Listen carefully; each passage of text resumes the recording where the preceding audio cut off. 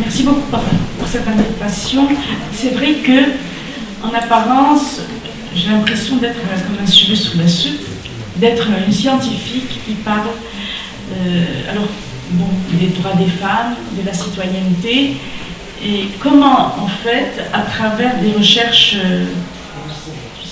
strictement scientifiques, on peut poser ce type de questionnement, et comment on peut participer justement à la citoyenneté, rien qu'en essayant de comprendre un petit peu ce que nous sommes.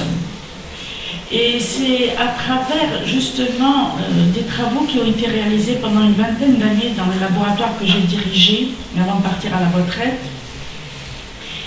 et qui a fait l'objet d'à peu près 8 thèses de doctorat.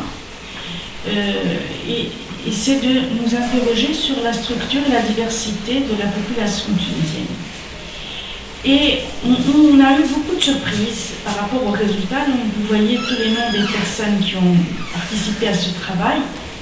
Et donc, nous on s'est intéressé au peuplement de la Tunisie dans le cadre, mais de l'Afrique du Nord en général, pour savoir que c'est un peuplement ancien et complexe. Et nos objectifs initiaux étaient d'évaluer chez les populations tunisiennes actuelles les contributions d'origine subsaharienne, nord-africaine, moyen-orientale et européenne. Essayer d'analyser la répartition géographique des échanges qui ont eu lieu, de les dater et de comprendre certains aspects d'anthropologie sociale qui les ont régis. Bien sûr, tout simplement à travers l'analyse génétique, puisque c'est notre seule compétence. Notre approche méthodologique, c'est celle de la génétique des populations. La génétique des populations s'adresse à une population qui est définie en biologie comme étant un ensemble d'individus d'une même espèce vivante, se perpétuant dans un territoire donné. Donc pour nous, qu'est-ce qui est un territoire donné? C'est les habitants d'une même ville, des mêmes villages, parce qu'ils peuvent effectivement sans difficulté avoir des mariages entre eux, puisqu'ils se connaissent, et donc perpétuer la population. Et nous avons donc travaillé sur 26 unités de vie, ou 26 villes et villages de Tunisie. Nous avons échantillonné dans chaque communauté une cinquantaine d'individus non apparentés, parce qu'il ne faut pas qu'ils appartiennent à la même famille, mais dont les 4 grands-parents sont originaires de la région. En fait, ce que nous sommes en train de décrire, c'est la structure de la population il y a 2 générations, ça veut dire qu'il y a une cinquantaine d'années. Ce n'est pas réellement la population tunisienne actuelle, mais je pense qu'on est en train de décrire pour chaque ville ou village la structure de la population il y a une cinquantaine d'années. Vous avez donc la liste ici. Et qu'est-ce que nous avons étudié? En fait, nous avons étudié 2 types de marqueurs génétiques. Un qui est à hérédité strictement maternelle et qui va nous définir les lignées maternelles et les origines des femmes, qui est l'ADN mitochondrial, et le chromosome Y, qui est d'hérédité paternelle et qui va définir les lignées paternelles, ça veut dire l'histoire des hommes. Alors pourquoi les avons-nous étudiés? Parce que aussi bien l'ADN mitochondrial que le chromosome Y sont diversifiés et que ces lignées ont une certaine répartition à intérêt ethnogéographique dans le monde. Ça veut dire que si on prend au niveau, par exemple, de l'Afrique, vous allez avoir les formes L1, L3, L2 de l'ADN mitochondrial, etc. Donc on indique des lettres, mais cette répartition à intérêt ethnogéographique ne veut pas dire que nous parlons de race ici. Parce que pour nous, les généticiens moléculaires modernes sont contre le concept de race qui n'est pas prouvé. Qui n'est pas prouvé, pourquoi? Parce que lorsqu'on voit un marqueur génétique dans une région où il est majoritaire, parce qu'il a été généré par mutation dans cette région, eh bien, tout simplement, il n'en est pas uniquement spécifique. On voit sa fréquence évoluait en gradient géographique continu. En d'autres termes, nous n'arrivons pas à mettre de barrières claires entre les populations ni entre les continents, puisque nous avons des gradients géographiques continus.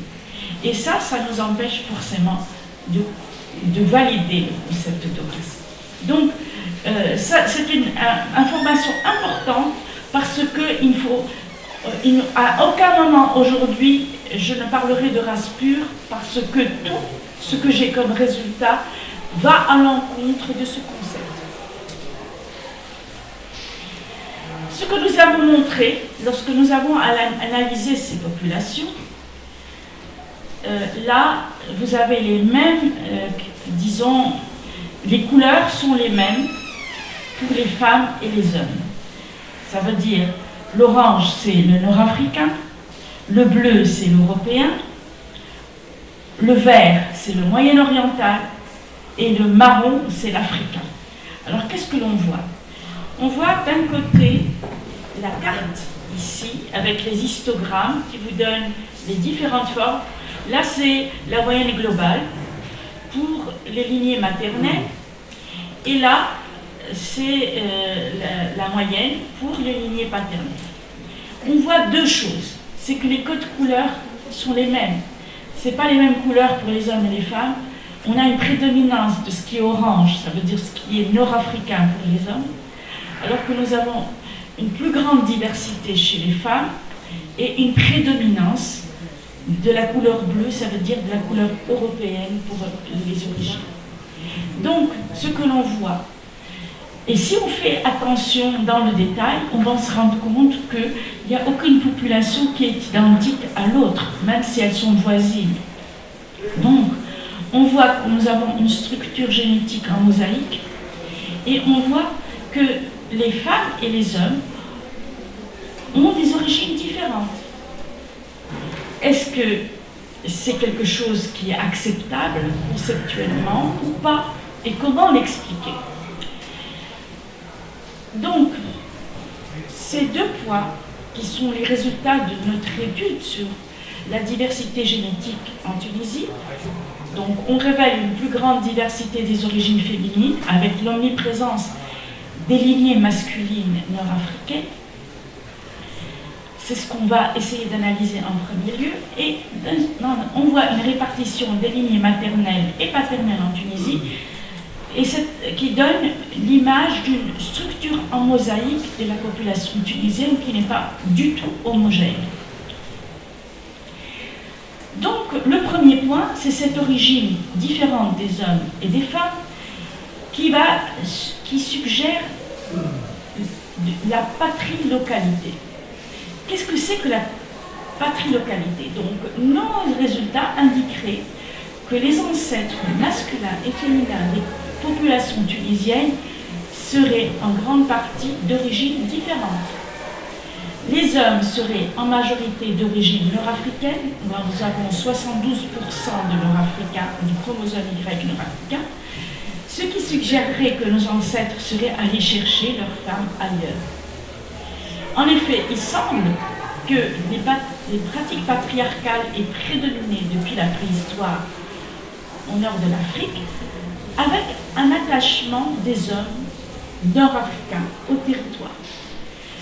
Et dans les sociétés qu'on dit patrie locale, ce sont les femmes qui migrent et s'installent avec leur descendance dans la famille du mari et les esclaves concubines dans le groupe du maître. Et c'est ça qui explique toute la diversité de la population tunisienne. L'origine de la diversité, elle est essentiellement féminine. Alors, est-ce que c'est une vue de l'esprit ou est-ce que nos conclusions sont erronées? Alors, nous allons argumenter par rapport à cela.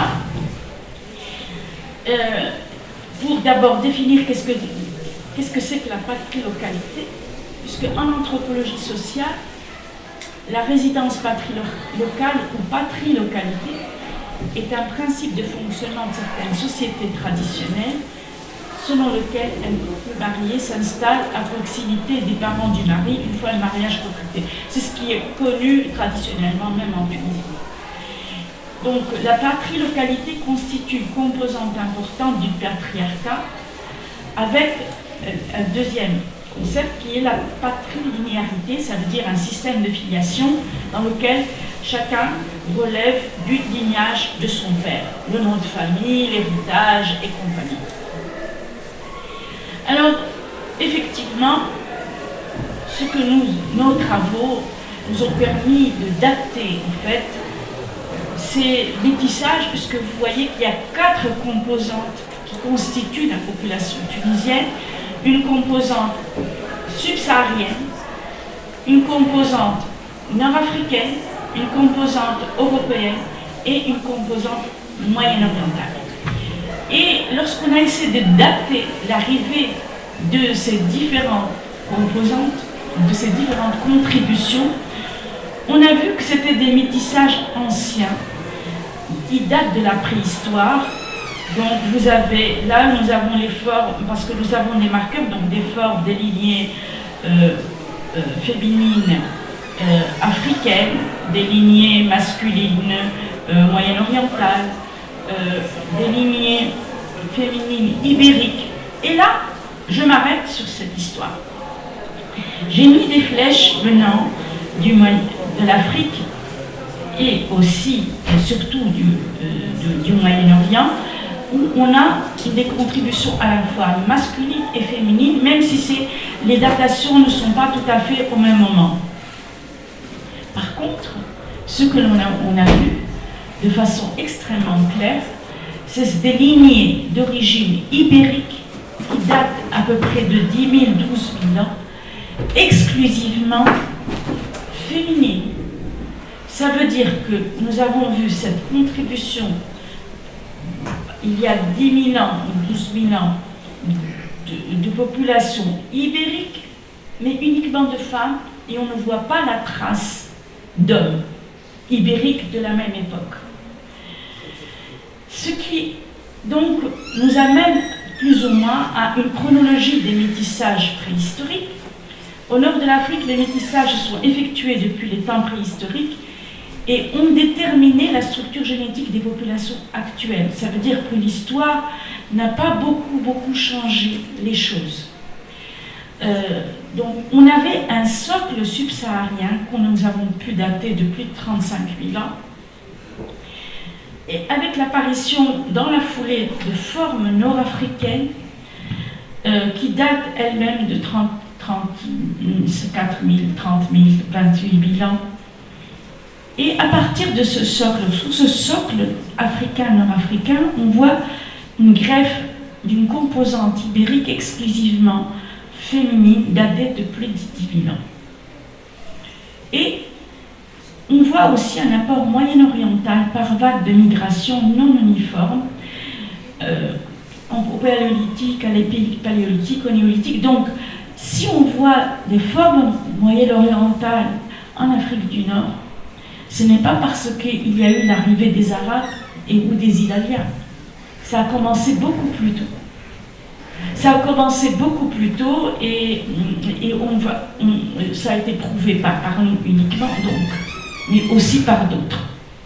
Donc, nous, ce qu'on a voulu comprendre, c'est si nos résultats étaient conformes à ce que disaient d'autres spécialistes, notamment les préhistoriens, ou bien d'autres chercheurs qui auraient séquencé les génomes anciens, par exemple, parce que nous avons travaillé que sur les populations modernes. Et ce que nous avons trouvé, c'est que les préhistoriens parlent d'une civilisation ibéro-maurusienne datée d'à peu près 25 000 à 10 000 ans. Et quand ce sont les hommes modernes d'Afrique du Nord, c'est l'homme de Cro-Magnon d'Afrique du Nord, et qui existe depuis le paléolithique supérieur et le paléolithique. Seulement, le terme ibéro-maurusien porte en lui la notion de métissage, puisque c'est une civilisation mixte entre les Ibères, qui sont dans la péninsule ibérique, d'Espagne, et des Maures. Et cette civilisation existe, donc on en trouve les traces sur tout le nord de l'Afrique. Donc toute cette bande en vert foncé, on retrouve ces traces. Par contre, la civilisation capsienne elle est plus récente et elle est beaucoup plus localisée en Afrique du Nord. Donc, ça nous amène à dire, est-ce que nous avons d'autres arguments? Et les arguments, ce sont les peintures rupestres. Lorsqu'on regarde les peintures rupestres, effectivement, notre socle initial, il était bien subsaharien. Parce que comme on regarde ces scènes de chasse, que ce soit à Ouslati, à Ain Khamfous, ou bien au Tassili Niger en Algérie, on voit que là, les 100% des individus sont de couleur noire. Et à un certain moment, on voit l'arrivée du métissage. Regardez ici, là c'est suffisamment clair parce que regardez les bovins, on montre bien qu'il y a des nuances dans les couleurs. Et là, nous voyons les hommes qui sont debout et les femmes qui sont agenouillées ou assises. Qu'est-ce que nous voyons? Nous voyons différentes couleurs, des femmes noires, des femmes plus métissées, et au fond, on voit des femmes blanches qui tiennent des bébés, ou bien un enfant qui entre à quatre pattes. Ça voudrait dire quoi? Ça voudrait dire, peut-être, ça n'est qu'une hypothèse, mais il va falloir le prouver, que ces femmes d'origine ibérique auraient été utilisées pour la reproduction. Et que si, disons, il y a quelque chose de fondateur en Afrique du Nord qui a fait que nous soyons transformés de populations subsahariennes en populations que l'on taxe de populations caucasiennes, c'est suite à ce métissage très important ibéro-maurusien, mais qui s'est continué ensuite dans l'histoire. Alors nous avons essayé de regarder ces composantes eurasiennes et africaines dans les lignées maternelles et paternelles dans les populations tunisiennes. Et ce que l'on voit, c'est qu'il y a une grande diversité de contributions. Donc, mais regardez ce qui est en rouge ici. Là, nous avons trois populations, telles que l'on a Chenni, Bulet et Jolba. Ce que l'on voit ici, c'est que l'on voit que les lignées paternelles sont presque à 100% nord-africaines et les lignées maternelles sont à 100% eurasiennes. Là, on est pratiquement dans deux situations extrêmes où les hommes sont d'une origine et les femmes d'une autre origine. Dans les autres cas, disons, la distinction n'est pas si nette. Et donc, on s'est intéressé à ces trois populations. Et ce que l'on voit lorsque on essaye de regarder ces lignées maternelles et on les compare aux populations mondiales, on voit que ces trois populations de Chenni, de Berbères de Jolba et des Berbères de Takrouna, eh bien, Chenni Duret est un isolat. Il ne se regroupe ni avec les subsahariens, ni avec les nord-africains, ni avec les moyen-orientaux, ni avec les Européens. Jolba, les Berbères de Jolba sont avec les Européens. Takrouna sont avec les Basques carrément. Alors on a essayé de faire un focus d'abord sur Chenni Duret et on a essayé de regarder les lignées maternelles. Et on a trouvé qu'il y avait 58% de lignées moyen-orientales, dont l'une est datée à 9000 ans, et elle est majoritaire, et c'est une lignée qui serait plutôt du Caucase. Donc vous voyez que ce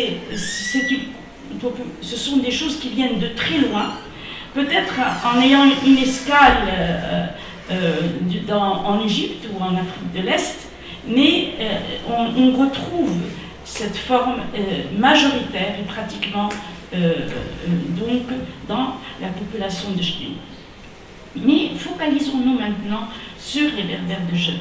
Les berbères de Julba, lorsqu'on les a analysés, on a analysé le chromosome Y, on a trouvé qu'ils étaient très proches des berbères du Mzab. Et effectivement, il y a des données historiques qui disent que vers le Xe siècle, il y a eu un arrivage massif de gens du Mzab, et donc on s'attendait à ce qu'effectivement, ils viennent hommes et femmes. Or, lorsqu'on a regardé, on a comparé les femmes, les lignées féminines de Julba, des berbères de Julba, par rapport aux lignées féminines du Mzab, on voit qu'il y a des différences significatives. Les lignées du Mzab sont à 33% nord-africaines, il y a 0 lignée nord-africaine chez les femmes de Julba. Donc, et alors on s'est dit, bon, on a vu ce qui est hérité de façon maternelle, la chromosome Y, ce qui est hérité de façon paternelle, le Y c'est le paternel, l'ADN mitochondrial hérité de la mère. Maintenant, adressons-nous à des marqueurs qui sont hérités sur les chromosomes classiques, un chromosome du père et un chromosome de la mère. On va donc les gènes hérités des deux parents. Et là, lorsqu'on fait la comparaison, on a pris la population de Tunis, qui est une population cosmopolite, on a regardé les lignées maternelles, les lignées paternelles et un marqueur qui est le marqueur HLA, qui est très polymorphe, et on voit qu'il y a à peu près un même niveau de diversité. Donc un même niveau de diversité parce que, effectivement, ça s'est métissé hommes et femmes. Par contre, lorsqu'on a vu les berbères de Julba, on a vu que la diversité était relativement faible pour l'ADN mitochondrial, encore plus faible pour le chromosome Y, qui sont presque à 100% nord-africains. Mais lorsqu'on s'adresse au HLA, on est étonné parce qu'on a une foison, une diversité énorme qui est même plus importante que ce qui existe à Tunis, qui est, disons, la population cosmopolite. Et ça nous amène effectivement à dire que cette population de berbères de Julba, c'est bien deux groupes, des hommes d'une origine et des femmes d'une autre origine qui ont constitué la communauté, qui sont à l'origine de la population de Julba. Et d'ailleurs, lorsque on regarde à travers ce marqueur HLA, on voit que les berbères de Julba, là ce sont l'Afrique du Nord, là ça c'est le Moyen-Orient, ça c'est l'Europe, c'est une population bien positionnée au milieu de la Méditerranée. Et de la même manière, lorsqu'on prend un autre marqueur, on voit bien que ces berbères, ils sont intermédiaires entre les Européens et les Moyen-Orientaux d'un côté et les Nord-Africains de l'autre. Donc, ce que nous sommes en train de montrer, c'est que on a montré une situation extrême, mais qui révèle effectivement que, à plus bas bruit et à titre individuel, les hommes pourraient aller chercher des femmes ailleurs. Mais dans le cas de Julba, est-ce qu'on est en train de parler de patrilocalité ou de matrilocalité? Parce que ces hommes, ils sont venus du Mzab et ils se sont mariés. Et ils se sont mariés probablement avec des femmes qu'ils ont trouvées localement à l'île de Julba, qui étaient déjà diversifiées et déjà disons, de composition plutôt européenne. Donc, l'idée, c'est que on ne doit pas être focalisé sur un seul sens, patrilocalité. On l'avait vu pour les femmes ibériques. Là, pour le Julba, on est en train de voir probablement un événement au cours de l'histoire, pas de la préhistoire, de l'histoire, mais qui pourrait être l'inverse, ça veut dire où les hommes sont venus s'installer chez les femmes. Et du coup, pour cette notion de patrilocalité, pour aller plus vite, eh bien, elle vient d'être décrite par le prix Nobel de médecine de cette année, qui est Svante Pääbo, qui a été celui qui a séquencé le génome de l'homme de Néandertal et qui a travaillé sur des grottes où il y a une communauté néandertalienne. ce sont 11 néandertaliens datés à 55 000 ans dans une grotte en Sibérie et qui suggèrent que les hommes de la grotte sont apparentés alors que les femmes viennent de l'extérieur du groupe. Et selon cet article, qui vient de paraître au mois d'octobre, il y a 60 à 70%, 60% à 100% des femmes néandertaliennes qui viendraient d'autres communautés. Alors, vous savez que l'homme néandertal, c'est un homme archaïque, alors que l'homo sapiens, c'est l'homme moderne. Ils ont des différences sur le plan structural, sur le plan de leur craniométrie et de leurs ossements. Mais l'homme de Néandertal avait aussi une culture.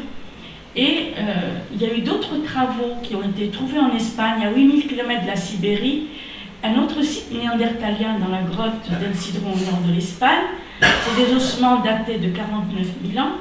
L'analyse ADN révèle 3 hommes de la même lignée, là encore, et 3 femmes sans lien de parenté, chacune étant de lignée maternelle différente. Et ces femmes seraient les partenaires des hommes qui, eux, appartiendraient à la même famille. Donc, ces observations suggéreraient une organisation sociale où la femme circulait déjà entre les communautés néandertaliennes pour venir résider dans le groupe de son partenaire. En fait, cette notion de patrie-localité qui a été décrite chez les Néandertaliens, elle a été aussi décrite en 2011 dans une grotte du Larzac, mais chez l'Homo sapiens, et ce sont une communauté datée à 5000 ans. Et maintenant, on admet que la patrie-localité concernerait à peu près 70% des populations humaines. Donc, qu'aussi bien les Néandertaliens, qui étaient des hommes archaïques, que les hommes modernes Homo sapiens, depuis la préhistoire, ont compris de façon empirique l'importance du métissage. Il s'agit, surtout dans des communautés de très faible effectif, d'apporter du sang neuf à la communauté pour éviter les risques de consanguinité qui sont associés au handicap et aux maladies génétiques. Parce que chacun de nous porte en lui au moins 5 tares génétiques, mais qu'on ne voit pas. Mais à partir du moment où on commence à se marier dans la communauté, eh bien, la consanguinité fait apparaître ces tares et ces... Donc, la patrilocalité s'oppose aux effets de l'endogamie. Or, l'endogamie, par rapport à l'exogamie, consiste à choisir son partenaire à l'intérieur du groupe. Et là, on sait qu'il y a des pratiques d'endogamie dans la même ère géographique, la même classe sociale, dans le même métier, la même religion. En Tunisie, le niveau d'endogamie a été évalué. Dans la population moderne, à peu près il y a une quinzaine d'années, on l'a évalué à 90%. On a évalué les taux de mariage consanguin à 33%, mais c'est variable entre les régions. Par exemple, dans les régions rurales, on atteint 50%. Et pourquoi? Parce que, encore une fois, parce que c'est lié à l'organisation des moyens de production qui vont déterminer les choix matrimoniaux. Donc on revient à la notion d'héritage. Si on est dans la consanguinité, si on est dans l'endogamie, on revient à l'économie. Et donc là, on fait le lien entre les choses. Alors que la patrilocalité n'était pas associée, ou la matrilocalité n'était pas associée à la propriété, dans le cas des Néandertaliens, parce qu'il n'y avait pas l'économie, c'était des chasseurs-cueilleurs. Là, on est dans le cadre de la propriété. Alors, effectivement, on est dans les dernières diapositives. Nous avons démontré, le deuxième point, c'est la mosaïque. Alors, regardez les 3 populations du haut, ce sont des lignées maternelles de 3 populations berbères et berbérophones du sud de la Tunisie. C'est très diversifié, mais les structures sont complètement différentes. Ça veut dire qu'en fait, ces communautés n'échangent pas entre elles, même si elles sont du Sud, même si elles sont berbérophones, et si elles disent appartenir au même groupe ethnique. En fin de compte, il n'y a pas de groupe ethnique. Là, même les Berbères sont eux-mêmes hétérogènes et ne constituent pas une ethnie au sens génétique du terme. De la même manière, lorsqu'on regarde des voisins, par exemple, Boussard de Bouramalan, dans la région de Snat, ils sont à 10 km, ils sont berbérophones. Les femmes n'ont aucune structure commune, elles sont complètement différentes, on a l'impression d'être dans des continents différents. Les Berbères et les Arabes de Jelba, ils se ressemblent un petit peu, mais vous avez vu que les Arabes de Jelba sont presque plus berbères que les Berbères eux-mêmes. Donc, cette pratique ancestrale de l'endogamie va s'opposer aux échanges entre populations voisines et donc à leur homogénéisation génétique. Donc on avait un métissage très ancien, des populations qui se sont installées de façon très ancienne. Théoriquement, si ça avait échangé entre les voisins, aujourd'hui, on n'aurait pas une mosaïque. Or, cette endogamie qui fait qu'on n'épouse pas les voisins, eh bien, normalement, à 8-10 km, et ça n'échange pas. Et ça ne s'homogénéise pas. Pire encore, on va aller chercher jusqu'à aujourd'hui des femmes ailleurs. Et ça s'est fait tout au courant de l'histoire, où il y a eu des femmes, ou bien des esclaves concubines, qui, et ça les historiens l'ont attesté, on va chercher, ça a alimenté encore la diversité. Donc en conclusion, nous avons des effets opposés de la patrilocalité, avec des femmes et des hommes d'origine différentes, une plus grande diversité des origines féminines, mais à cette patrilocalité, il y a l'endogamie qui va essayer d'homogénéiser à l'intérieur du groupe, mais qui va, malgré ces métissages anciens et des répartitions inégales des immigrants, cette endogamie va s'opposer à l'homogénéisation génétique de la population et elle donne cette structure en mosaïque de la population tunisienne. Et je vous remercie de votre attention.